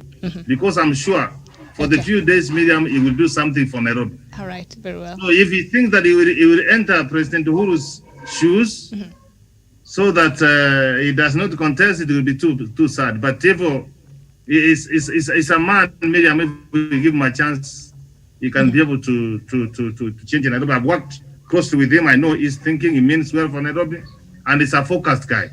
That's the candidate to watch, because now with the former governor, Evans Gidero, with a case in court, he has gone to Homa Bay. He says now this is where I want to switch to. He has already worked against himself now. So the candidate might see, unless the way Kid is trying to say that never rule out what the prime minister and the president will want to discuss about the future and the way forward for Nairobi. All right. And what I'm trying to say that as much as you are trying to, sometimes if you talk of someone, keep on talking several times, keep on mentioning his name, you keep elevating him. The politics of Nairobi, Miriam, they are ready to be the tribal. I know that, and unless there's magic from the deputy president, I don't think him controlling Nairobi. I can't see him controlling Nairobi. I can tell you for a fact. He can be disrupted the way Douglas is saying, but there are so many dynamics which decides who becomes. But he posted his own candidate, professor, in Nairobi. All right. Sonko is a deputy president's candidate. Very well. Thank you. So one of our viewers here. Let me weigh in. Just a moment. Before you just a moment. Yes. Sonko is a governor of Nairobi catastrophe for the force from Mount Kenya. You can't rule that one out. And a few of the people from Lower Eastern, who saw him that number one is better than number two. That is how he ran it. He know that he knew the deputy president knew that if he gives Sonko the ticket, that's how they managed. All right, very well. So one of our viewers here. Let me weigh in. Before you come in, Kidi, Frank Muya is saying candidates for Governor are Musalia Mudavadi, Dennis Waweru, and Peter Kenneth. Why is not anybody mentioning Miguna? He wanted to turn the city into Toronto. Maybe it's about time he got back home. Kidi, as you come in. Can I weigh in now? Yes, thank you. Go ahead. But one thing my brother said, and a sentiment that I also shared at some point, that Sonko was a candidate for deputy president. That's true. But the operational word is was. Today, as we speak, the dynamics have changed. And let me illustrate. One, there was a solid Mount Kenya vote that was behind Sonko because of courtesy of the president. Two, there was also the huge Kamba vote that because of the tribal arithmetics that the professor mentioned before, that also played in his favor. Three, he enjoyed, there was what I would call, with the utmost respect, what you call the vifaranga vya computer. So all these three things put together worked in favor of Sonko. Those dynamics have changed fundamentally today.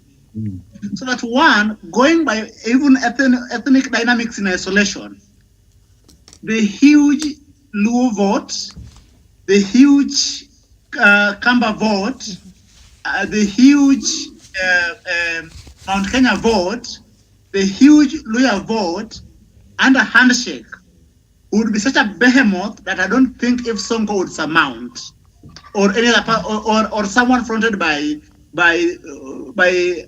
forces that are anti-handshake. Two, I also believe that we learn every day. That the handshake team have learned that it is now time that they choose a candidate who will run on an issue-based platform. So that running on issue-based platform, coupled with all these things I've mentioned, a handshake candidate would have a smooth sail into the governor's mansion. Thank you. All right. Yeah. Professor, do you have something you want to add before we move on to BBI? I'm totally in agreement with the what Kidi has said. Okay, Javan. Yeah, thank you, Miriam. And I am in concurrence with what Professor have said and what Douglas have said. And when you look at these arithmetics, and you'll see that we have circulated, and this is where I want to come in, Mount Kenya vote. And those people from Mount Kenya who are in Nairobi, they have different interests than those people who are in these signs of Kiambu and Nyeri. One thing, we saw the Kahawa Wendani seat. It was taken by a Jubilee candidate. That shows that Jubilee is still relevant in Mount Kenya. In Gaturi Ward, where people are making the comparison, the former and the late MCA was an independent candidate, meaning even in 2017, they didn't vote for a Jubilee candidate. And that also says that something about them. And yesterday on the just concluded by-elections, we saw a candidate from People's Empowerment Party winning the MCA seat. Therefore, when you look at these dynamics, the people of Gaturi cannot be used as a parameter to weigh how Jubilee is currently in the Mount Kenya region. Therefore, Miriam, as I conclude, I point out that the people in Nairobi, the Mount Kenya region, people from who lives and resides in Nairobi, their issues are different, and they want somebody who will make sure that their business is smooth, they have development, and they don't want to see these kind of dramas that happen there that make their business to be in shambles. And that is why I feel like when we go to vote, then they cannot go for a candidate who is just for the name, but they look for decency, a person who stands for something, and a person who will bring those kind of development to them. And those persons are there, and Professor have pointed out Peter Kenneth, our viewers have pointed Dennis Waweru. These are competent men, and they can be used in that position to weigh the Mount Kenya block vote in this other side. As the handshake sit down, I know they'll come up with the best candidate, whether he'll be from Wiper or ODM, but a person who stands for the people of Nairobi. Thank you. And one of our viewers there, Frank, as I read there earlier, also proposed that Musalia Mudavadi could be one of the leading candidates there, and still nobody's mentioning Miguna, but that's okay. Let's move along to BBI matters, and on page 7 of the Star newspaper, Treasury approves a 93... Miriam, just a moment before you go that, even the one who was mentioned, Musalia Mudavadi, there is this kind of imagination, Miriam, and in fact, if Musalia Mudavadi was humble enough, he would be the governor for Nairobi. But he thinks that the governorship is too junior for him, that now that he was a vice president and is a presidential candidate, that he cannot stoop that low. With those kind of dynamics, I don't see him just trying to accept. So he would feel running for Nairobi governorship will be a demotion from where he is. It will be a demotion. Even you have even seen the rider I have put for Peter Kennedy. You know, the headers have gone round and sang him and have dressed him like a nerd, like Kikuyu head, just like that. Now, he may not be able to also even himself to come down. He will see that it will be a demotion. So there are so many dynamics. Okay. But the candidate whom the president and the prime minister, the handshake candidate, together with Musalia and David Kalonzo, I know they are on talking terms, and they know what William can do for them. I'm sure they have woken up. And I'm sure William might join them. We don't know. He's been on the road to Damascus. He might change his mind and actually support his boss, as he has alluded there before. Okay, very well.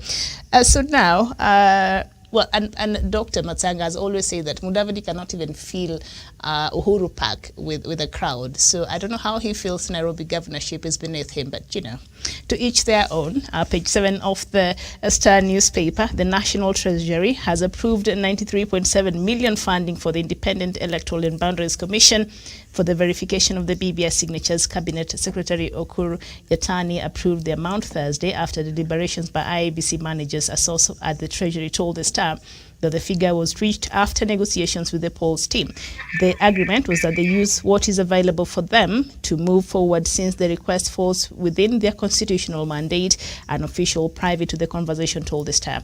The IEBC sought 241 million Kenya shillings from the Exchequer to review the signatures recently presented by the BBI Secretariat. The Commission had indicated it will take about 85 days to verify the signatures if their request for 241 million Kenya shillings was heeded too. So that is part 1 of this story on the Star newspaper. And on the Daily Nation, page also 7, pro-BBI legislators take electoral body to task over 240 Kenya shillings signatures budget. MPs allied to President Kenyatta and Orange Democratic Movement leader Raila Odinga have demanded an itemized breakdown of the 241 million Kenya shillings budget that the electoral agency has demanded to verify signatures backing the Building Bridges initiative, a referendum drive. And I think, Professor, you were here when we were having that conversation, and we were looking at the breakdown of how IEBC spent last election's money, and there were a lot of wastage, there was a lot of mismanagement. Matter of fact, we were reading a certain item in that IEBC overpaid a certain payment with in excess of 27 million Kenya shillings. On top of that, IEBC paid for security, which we all know that, because I was at the Bomas of Kenya covering those elections, the security was offered by the the Republic of Kenya, the GSUs and everybody else. So people are wondering, how is it that now IEBC is saying they took care of the security details there during the election, and we saw some payments being made, or some for the commissioners there to sleep in hotels and whatnot. And so for this team, the BBI pro legislators demanding for IEBC to give them an item-by-item breakdown of how they intend to use this 240 million Kenya shillings. Is it warranted? I'll start with you, Douglas. Yes, it is warranted because, Miriam, we have had an IEBC that is very rogue, IEBC that has been buying stuff that they have kept in their stores, and they have not been able to be used before in an election. Remember when we had a general election in 2017, this item by item was supposed to be used in that election, and that is it. But they bought things in excess so that they can keep them in their offices. And remember this, the memory cards and all things that they bought in 2017 cannot be used in a by-election, or can be used in a 2022. So at this point, whatever IEBC is planning to do, let have pure accountability for the coins that IEBC receives. And also, as we seek to reform IEBC, one of the key areas we need to be able to be getting from IEBC chairman and the CEO is accountability for public resources. When we send them 10 billion, we need to be told as Kenyans publicly how has been 10 billion used to run an election in 2022. When the referendum comes in 2022, in 2021, June 21st, we need to be told how are these funds utilized. For example, the verification has come and Treasury has released some money. We need to be told how is that money being utilized by IEBC, because accountability is key in every government sector, in every area of our government. We need to know what goes where, what has it done, and where are the supporting documents. Even impeaching Sonko, it took a lot of receipts, and also showing how Sonko has been able to brand Nairobi City County. We've been shown how Sonko flew the daughter to New York, how Sonko has been able to use what. And that is what prudent use of public resources is, because these are our taxes, and this is our sovereign right as Kenyans to be able to know things that we pay taxes for, things that our government pays for, things that our sweat pays for, has been able to be utilized for the purpose that it was intended to, Miriam. Thank you. All right, very well, Professor. Judging from the past and a lot of questions that have been raised on how the Electoral and Boundaries Commission has been spending its money, and when we were looking at that list here a couple of months ago, that payment, that I think we talked about it, in excess of 27 million, and they've never bothered to recover. Miriam, for those who will want to continue stealing from the people of Kenya, you know my advice: continue stealing, continue exaggerating, but your time is coming to be roasted. And I will want to tell you, Chebukati,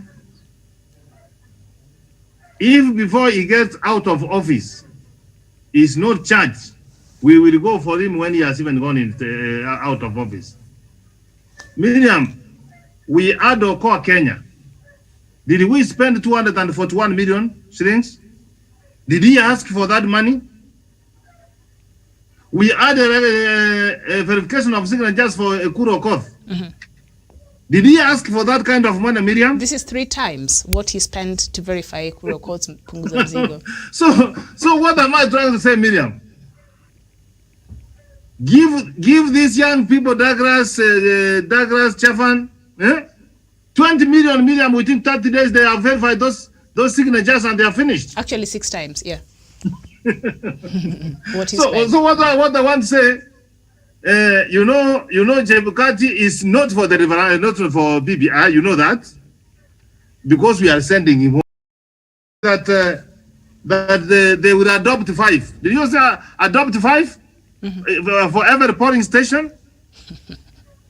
I had the minister for the cabinet secretary for interior saying he will only ask IBC who is supposed to be in a polling station and what are the documents he needs to have.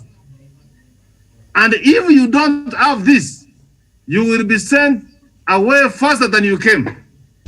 The point I'm trying to say that the national government provides security for IBC.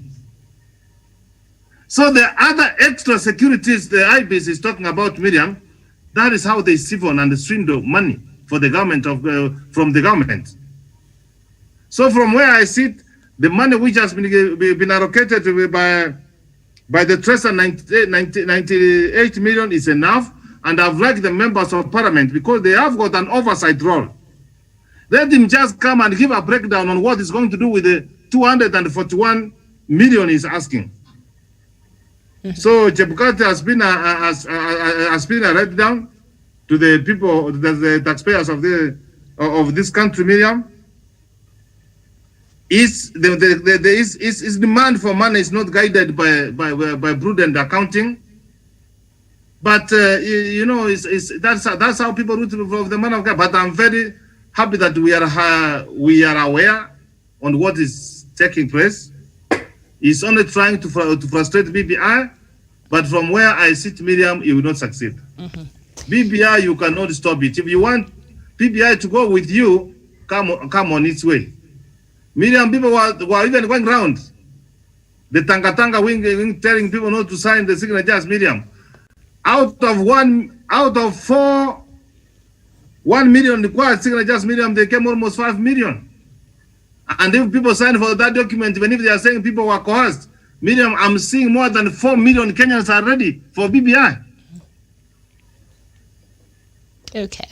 All right, very well. Thank you, Professor. Now, the Independent Electorals and Boundaries Commission, IEBC, has asked Treasury to disburse 241 million Kenya shillings, 6 times the amount it had used to verify the 1.4 million signatures in the Dr. Ekuro court-led Punguza Mzigo referendum initiative to verify the 4.4 million BBI signatures, saying the task required hiring of extra staff, working hours in a time-barred process. National Assembly Majority Leader Amos Kimunya said the proposed budget can be reduced further if the Commission uses technology. I wish I could get the IEBC's itemized budget to help review the demand. Also, it will be good to compare with the actual amount they spent to verify the Third Way Alliance signatures, Mr. Kimunya said. So the National Assembly leader, they are saying perhaps IEBC should employ technology, because we know they were given a soft copy of the signatures, and if you're a Kenyan and you took Huduma numbers, so that means government has your data, all your signatures and everything is there, so they'll be able to judge that and to cancel that against your name and your ID and all of that. I think that is possible right now. I'm not sure, but so why do you think IEBC wants now six times more money than they used to verify the signatures there of Punguza Mzigo, Karanja? Yes, thank you very much, Miriam, for that good question. And the amount of money that IEBC is demanding is exorbitant. That is stealing from Kenyans. How comes that now they need to use 6 times more than what they used to verify the signatures presented by the Ekuru Ekot team and Punguza Mzigo initiative? Therefore, this amounts to corruption. Maybe they want some loopholes where they can sniff this money into their pockets, and that is not the way we want to go as a country. And Miriam, we need, as I agree with the majority leader of our parliament, National Assembly, Amos Kimunya, that we need to have accountability, and that the IBC and the chairman Chebukati and the CEO, they should sit and come up with a list on the like a copy or a memorandum on how they spend this amount, because Miriam, this is not even a general election.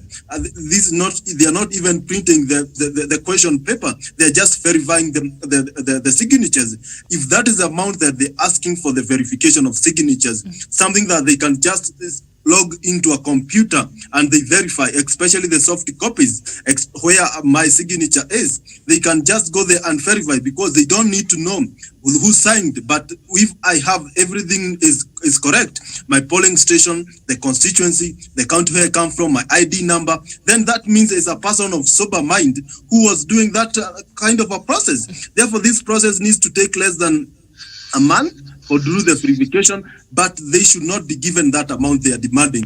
Let it be given that what is enough, because Miriam, we have enough to do this referendum, but we don't have enough money to get into the pockets of few individuals. And Miriam, when you look at all these things, maybe the Chebukati team, they're out there to frustrate the process of BBI, because from the onset, Chebukati does not support the BBI process, because he feels in one way or the other it is coming to undermine him. Because when we talk of streamlining the IBC commission to have a verifiable election, to have credibility, maybe because he is not a champion of that kind of values, that is why he feels threatened. But he should not threaten a process that has already taken course. He should go out there and make sure that he does not translate, and he should ask for amount that is accountable for, amount that is not dubious, because this amount is quite big, and he should ask for what is good, to do the work, so that we avoid such kind of scenarios. I agree with that. Jevan, is Kimunya right in asking for a breakdown of the budget?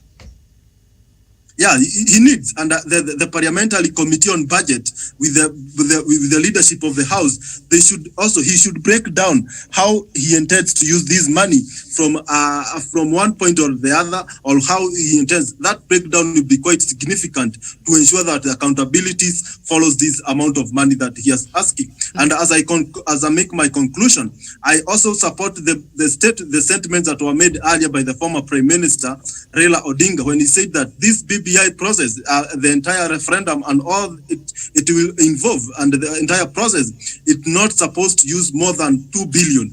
And when you look at the amount of money that Chebukati is asking, we might end up spending 100 billion if we take every demand that he is bringing on table. Therefore, let's make this process cheap, because we have a COVID-19 in the country, so that we avoid wasting more money on this process. Let's wait, and he can ask that maybe in future if we have a government that will not be accountable. But for now, we have a government that is accountable and wants to fight corruption by all means possible, and BBI has tried that. You should not frustrate the fight against corruption. Thank you. All right, well, thank you. And so IEBC, this is what Kimunya said, IEBC can use technology to achieve the verification, and as much as they have 4.4 million signatures, they only need to verify the legal threshold of 1 million has been met. There is room for a major reduction in the proposed budget. So what Kimunya is saying in a nutshell, Chebukati and your team, mwesabu ikifika milioni moja, forget about the rest of the signatures. As long as you've counted to the threshold that is required according to our constitution, that is 1 million signatures, you've been able to verify. Forget about the rest. And so that Kimunya thinks would go in cutting the cost and even the number of days that the commission will require to verify those 4.4 million signatures there. Kidi, what is your take on that? Douglas? Douglas, are you there? Yes, Miriam. Yes. Yes, Miriam, kindly. Go ahead. I'm saying Kimunya said that perhaps what IBC should do now is count until 1 million. Ikifika milioni moja, wachana na hizo zingine.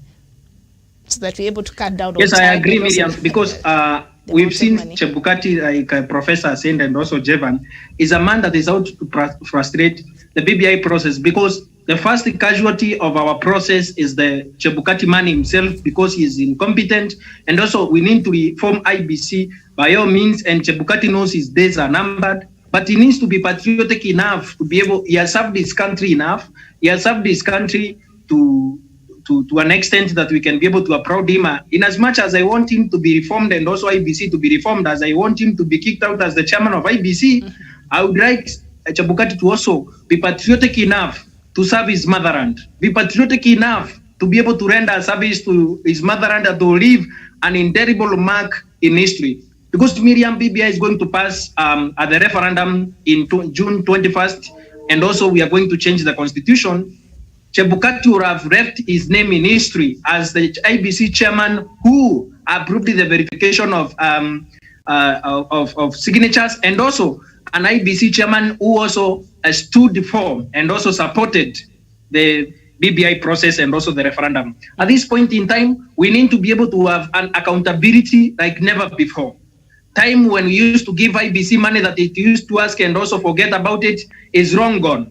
I agree with our leader of majority, Honorable Amos Kimunya, that when we count a million signatures, we need to stop there. Then the cost will be able to be computed, and then they receive the money. And I believe the money that they have received, also they have received the balance of it. So when they get to a million, then they can stop, and also when those signatures go through, they can stop and return the money to Treasury so that we can be able to continue serving this country and also fighting other problems in this country. That money can go a long way in buying some more PPEs and all other things to be able to fight COVID-19, and also build more roads like President Kenyatta is doing. I have seen today in newspapers that the Nairobi Expressway is taking shape, and I'm very happy. One thing I'm very grateful to President Uhuru Kenyatta is that he has been able to put Kenya under construction, and Kenya is going forward. So Chebukati should not be greedy, should not eat that money with the few commissioners that they have and their staff. They need to be able to reach out to 1 million signatures and return the money to the people of Kenya, so that President Uhuru Kenyatta can inject that money into our economy, into our lives, so that we can be able, or take that money and inject it in Kasi Mtaani, so that our young people can get their daily bread. Because Chebukati has earned his time at the IBC and also eaten a larger rajis from the Kenyan taxpayers. Chebukati is a millionaire. Many Kenyans are not millionaire like him. So he needs to return that money very quickly as we hit 1 million signatures, so that we can be able to move forward and change our constitution and also participate in the momentous constitutional moment that we have here, so that we can solve electoral problems that we have and also be able to bring development to the people of Kenya. And also, as President Uhuru Kenyatta cements his legacy of development to the people of Kenya. Media. Okay, thank you so much, Kidi. All right, so Kidi is not there. Kidi is here. Oh, Kidi, come on. All right, go ahead. So what do you think should happen there with the IEBC? Should they account for this money, judging from their history before? Well, one, the request by Chebukati is exorbitant, and I think we should be more. We should hold him hold him accountable, so that we let him demonstrate to us the value for money in spending all that millions of shillings he's asking for in signature verification. Why am I saying this? You realize that you look at the IBC budget in 2017, there was so much that was budgeted for and so much that was not utilized, and that only demonstrated that so much ended up in the pockets of people who are running IBC led by Chebukati. So this time round, as we are rebuilding and remaking our political architecture, as we are rebuilding our institutions, I think that we should hold Chebukati more accountable, especially in prudent use of resources. And as I conclude, I believe that this country can reconcile itself with its better half, and that we can put a stop to the inhumanities subjected to man by man in this country. Thank you. Okay, thank you so much. So we sort of Miriam, there's this rejoinder I want to say. I don't want to buy that argument for Kimunya and the Javan that we verify, we reach a million and then we stop. But that is the threshold. And Kenyan who has given his signature should be verified, Miriam, and be confirmed and say that these are the number of the people who signed the signatures, and these were the signatures which were valid. It is very important, Miriam. for that. Okay.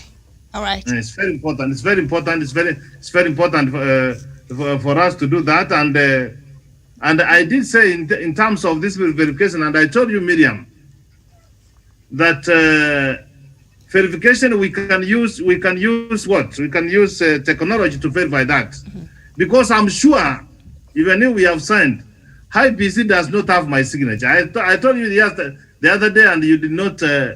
We were not be able to be in the conclusion. Miriam, when you go, you just simply put the term just like this, and then they check this, and that's all. So what they need to do, Miriam, is for you to give your ID, and they look whether you signed. If you signed, it can be able to say then it is valid. You are from this county, this ward, this constituency. That is the kind of verification. And if that is computerized, Miriam, they just put your name, and if they don't find your name, then you are done. It is as simple as that, but Chebukati is trying to complicate and make a few coins before he goes home, Miriam.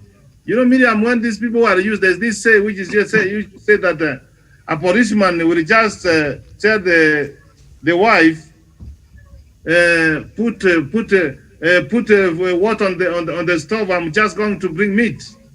Then he walks on the road, and then he stops you, and then you give money, he buys unga, and he buys some meat. So Chebukati knows he's on his way out, and he wants to make an extra coin, which comes to his opportunity, and which is very unfortunate. But on that, I am with Kimunya that he should give us every items on what he want to do with 241 million Kenyan shillings. Very well, thank you. I'm happy to the figure. Thank you. Professor, so as we come to the end of our show today, I'd like to know, starting with Jevan, what stood out for you this week?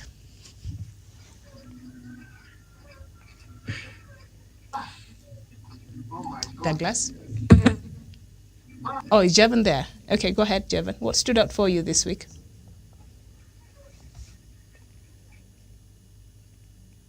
Douglas, as we wait for Jevan to fix his connection there. What stood out for me is the diplomacy of President Uhuru Kenyatta when everyone else thought like I was, that I was also thinking that President Uhuru Kenyatta should be able to return the force that Mogadishu tried to treat Nairobi to. When they woke up in the middle of the night, I didn't know that in diplomatic circles that you cannot give a statement about Nairobi when Nairobi is asleep. And thank you for teaching me that, Miriam. It stood out for me this week. And also for the diplomacy of President Uhuru Kenyatta throughout the whole thing. He said he is going to resolve the issue with Mogadishu amicably without showing how big he is. And remember, President Uhuru Kenyatta is the president of the region, and that one cannot be taken from him, because Kenya has placed itself in a pedestal where we cannot be able to bring ourselves down. Remember, Miriam, except for the small issue of 2007, Kenya has always been ahead in the region in terms of infrastructure. To give you a small history, in 1960s and 70s, these countries would meet at the East Africa community and say Kenya wants to shortchange them because everything was based in Kenya.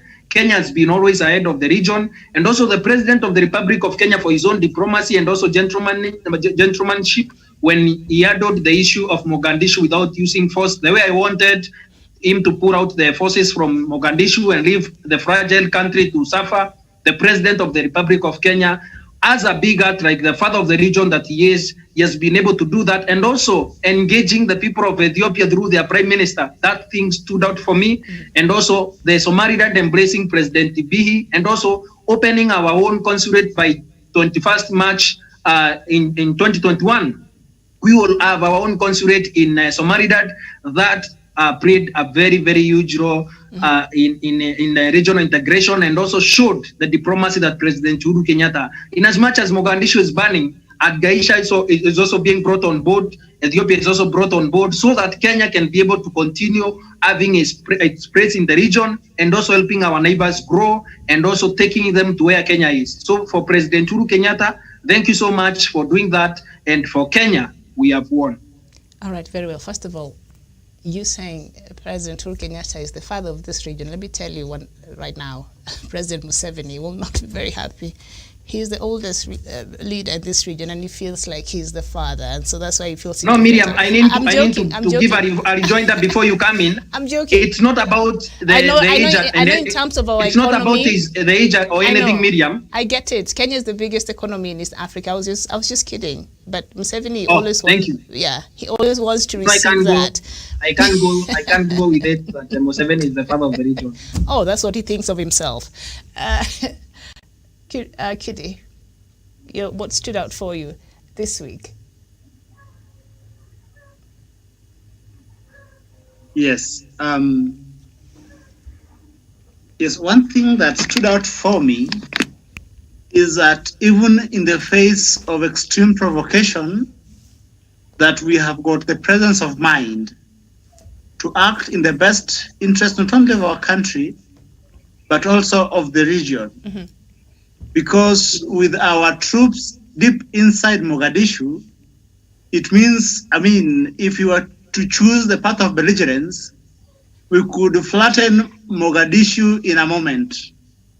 But then that we chose to look, of course, at extreme consequences to the region. But then, in spite of all that we chose to be the big brother that we are, and acted in the best interest of ordinary Somalis who would be devastated by war, in the best interest of our troops, who would have, been part of the statistics of body counts, in the best interest of, the stability of the Eastern and Central Africa.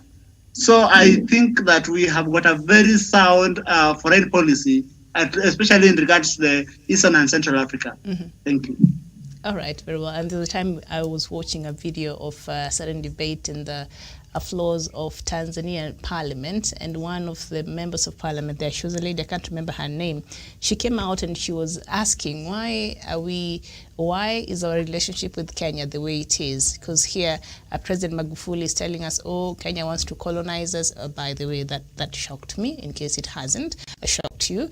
And Kenya's this, Kenya that. But when he goes to Kenya, he's like, you are our brothers. So they were wondering, this double speak, can you decide, are we friends with Kenya or not? Because you cannot be going there and speak a different language, come here, incite us against Kenya. So apparently Magufuli thinks of us as colonizers, which, it's just out of this world. Karanja, your final words and what stood out for you this week? It's not there. Okay, so Professor, close it for us. Yeah, Miriam, let me just take this opportunity, Miriam, to send my sympathies and condolences to the people of Nyamira County. We have lost our governor. As we mourn and grieve, we hope that God will give us peace that surpasses all understanding. It will be well with us, and we rise again. And what stood out to me this week is that the governor of Nairobi, in the name of Michael Mbuvi Sonko, is no longer going to be an eyesore on our mind. That is great. And what stood for me, and that's what I'm persuaded myself, Miriam, here, is that when men used to do what? To pit women, which I'm against, but the research which I was doing the other day, it revealed out that women beating and battering is still going on.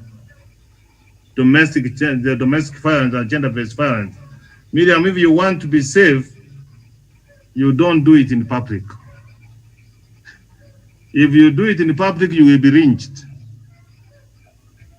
So I know so many things have been said about Kenya, like the thinking of Magufuli. You see, when you have got a neighbor like Magufuli, Miriam, what do, Miriam? Kenya is a smaller brother. Like when you can have a smaller sister, a smaller brother, who can be successful, Miriam? Do you become jealous of that brother? You should be happy that you see that in your family you have got someone who is very successful. So the point I'm trying to say, and using all these examples here, is that it is by the decision of God that God has to put Kenya at a strategic point where we are. And Miriam, we have done everything humanly possible. We have gone out of our way to be sure that our neighbor Somalia becomes a country when it is a failed state. The current federal government of Somalia, Miriam, was formed here in Kenya. We used to pay for the president and gave the protection to the president, Miriam, at the taxpayers' money, Miriam, because we know it is good to have your neighbor and wish well for your neighbor. I'm trying to say that I hope dialogue will be given a chance, Miriam. Whether we don't talk to each other, whether we fight, we will still remain neighbors. But it's good to be neighbors whom, Miriam, you talk to. And it is going to be very disruptive to the people of Kenya and the people of Somalia. We have so many ties, Miriam. We trade with them. Quite a number of them are here in Kenya, Miriam. They have done their investment, Miriam. So the president for Somalia and our leadership, now that they have taken it to IGAD, let them just give that a chance. And I'm happy, Miriam, as a peace and conflict person, Miriam, they were able to report so that it will be arbitrated, Miriam. And for heaven's sake, Kidi and Douglas, conflict is good. Something good comes out of conflict. If it could have not been a conflict, Miriam, of 2007, post-election violence, Miriam, I'm sorry that people died and we lost property. That's why we have our 2010 constitution. Even 2017 election, Miriam, which has given birth to building bridges initiatives, Miriam, BBI, it's a good thing. Because out of that, Miriam, is when you are down, you rise up. What I'm trying to say that we rise up again together with Somalia and have our relationship, Miriam, and move on. That's what civil and decent people do. Let us give civil a chance. To be civil to one another is an important thing. I submit, Miriam. All right, very well, thank you. And thank you for reminding us there also about the death of Nyamira Governor John Obiero Nyagarama, who died at the age of 74 early Friday. That is today at the Nairobi Hospital Intensive Care Unit, where he had been admitted for over a month now. Reports indicated that the governor suffered COVID-19 complications. His family told the nation that he had breathing problems after his lungs collapsed. And us here from Punchline family, of course, we send our condolences to the people of Nyamira and especially to the family of the late Governor John Nyagarama. What stood out for me this week is that issue of Kenya and Somalia, and of course the impeachment of Governor Mike Sonko. I thought he would impeach, but I really didn't think it would go through because he has been having 9 lives. He's been surviving all these processes. So I really didn't see. So yesterday I went to sleep early. I was not even looking forward to see. So I woke up in the morning and shock on me, Governor Sonko had been impeached. But specifically what stood out for me on a light note, because you all have talked about all the serious matters there on the Kenya-Somali case there, the rudeness by our neighbor there. You don't speak to Nairobi when Nairobi is asleep. It's just out of order. Nairobi is asleep, having wonderful dreams about building the express highway, about getting a new governor and all these things, and you're there, cutting diplomatic ties. Mogadishu, what is the problem? Professor has given a better alternative, diplomacy. And I'm really glad the way President Uhuru Kenyatta took that route. That is how you act when you're a statesman. And I think President Uhuru Kenyatta responded to that situation the best way possible. Thank you so much for watching. This is The Punch. Thank you, Professor Jared Onyari, for being with us today. And thank you, Douglas Kirimi from Meru, for being with us today. And also thank you, Javan. He was here, but he left early. And as well, thank you, Kidi Mwaga, for your time today. Thank you so much. My name is Miriam Ogutu, and I will see you here on Sunday with Africa Showdown. Thank you so much for watching, and enjoy the rest of your day.